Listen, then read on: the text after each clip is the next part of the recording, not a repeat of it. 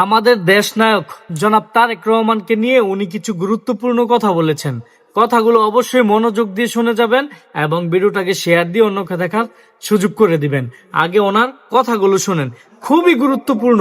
আজকের যিনি প্রধানমন্ত্রী তারেক রহমান সাহেব, তিনি সেখানে ঘোষণা দিয়েছিলেন যে ওনারা যদি ক্ষমতায় যান তাহলে তারা ইমাম, মুয়াজ্জিন, খতিব এবং বিভিন্ন ধর্মীয় নেতৃবৃন্দকে তারা সম্মানী ভাতার ব্যবস্থা করবেন। তো আমাদেরকে অনেকে অনেক কথা বলেছে, নির্বাচন আগে অনেক কথাই বলে চলায়, কিন্তু পরবর্তী মনে থাকে না। কিন্তু আমার একটা দৃঢ় বিশ্বাস ছিল, যার পিতা প্রেসিডেন্ট ছিলেন, শুধু প্রেসিডেন্টের মৃত্যুকালেও সবচেয়ে বড় জানাজা তার হয়েছে, জনপ্রিয় ছিলেন। তার মা ছিলেন প্রধানমন্ত্রী এবং মৃত্যুকালে বাংলাদেশের সর্বশ্রেষ্ঠ সবচেয়ে বড় জানাজা হয়েছিল। বাংলাদেশের জনগণ তাকে একটু মহব্বত ভালোবাসা দিয়েছিল।